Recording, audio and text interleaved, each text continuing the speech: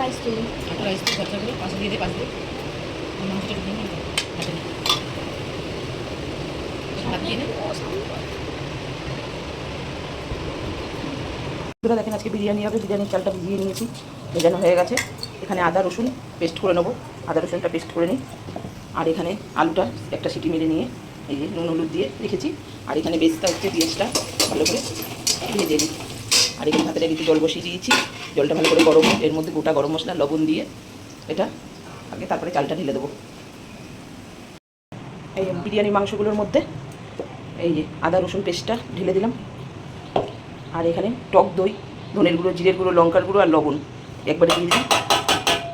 দিয়ে এগুলোকে ভালো করে মাখাবো।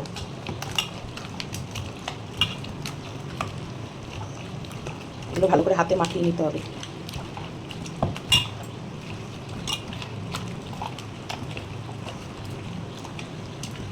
মাখিয়ে এর মধ্যে একটু গোলাপ জল, একটু কেওড়া জল, এগুলো সব দিয়ে দিয়েছি। দিয়ে এটা 15 মিনিট মাখিয়ে রেখে দেবো। 15 মিনিট থাকবে, তাহলে মাংসটার মধ্যে সব মশলাপাতিগুলো ঢুকবে, লবণ টবণ ঢুকলে ভালো হবে। তারপরে বসাবো। এখানে হাঁড়িতে জল ফুটে গেছে, এবার চালগুলো দিয়ে দিই। চালটা ভিজানো ছিল আধ ঘন্টা, বিরিয়ানির চালটা এবার দিয়ে দিলাম।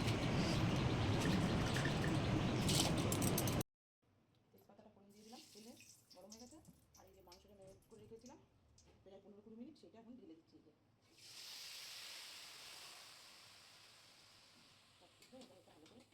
নাড়াচাড়া দিতে হবে মশলাটা, সব মশলা দিয়ে করা রয়েছে, মাখানো ছিল ভালো করে এবার একটু কষিয়ে যতক্ষণ তেল ছাড়বে তখন কষাতে হবে। একটু ঘি দিয়ে দিলাম হাঁড়ির নিচে, আগে হাঁড়ির নিচে ঘি দিয়ে দিলাম। ভালো করে দিই।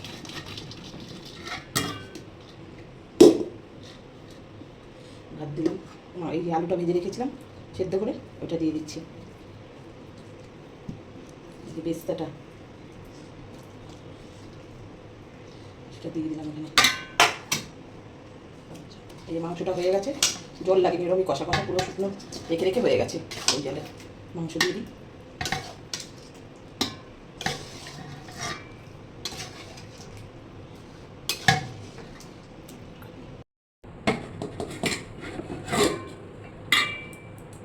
এর উপর দিয়ে আবার মাংস দেওয়ার উপর দিয়ে ভাতটা দিয়ে দিলাম। দিয়ে বাকি বেস্তাটা আছে এটা একটু দিয়ে দিই আগে।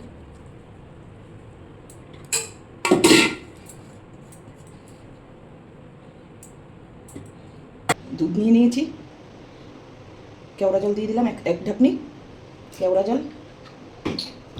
গোলাপ জল দিয়ে দিলাম। এইবার এখানে এই যে এটার পর দিয়ে এবার বিরিয়ানির মশলাটা দিচ্ছি। বিরিয়ানির মশলা আর এই যে কেওড়া জলটা, আতরটাও দিয়ে দিলাম। এই যে আতরটার মধ্যে দিয়ে দিলাম, সবগুলো আমি একটু দিয়ে দিলাম আগে। এরপর দিয়ে এবার মাংসের ঝোল দিয়ে মাংসের ঝোলটা দিয়ে দিলাম। দুধটা আবার উপর দিয়ে দিলাম, ও গোলানোটা। ঘিটা দিয়ে দিই, এবার ঘিটা দিয়ে দিই। এবার এটা আধ ঘন্টা গ্যাসের ওভেনে চাপা দেওয়া থাকবে। এই যে গ্যাসের চাটুটা নিচে বসিয়ে দিয়েছি, আর কম আঁচে থাকবে হাঁড়িটা। ওই যে চাটুর উপর থেকে হাঁড়িটা এই যে বসানো থাকলো, এটা আধ ঘন্টা মতন চাপা থাকবে। আর জল দিয়ে এটা বসিয়ে রেখেছি যাতে ভারীতে হাওয়াটা বাইরে পাস না হতে পারে, তাই এটার পরে দিয়ে রেখেছি। এটার মধ্যে আধ ঘন্টা পরে এটাকে খুলবো।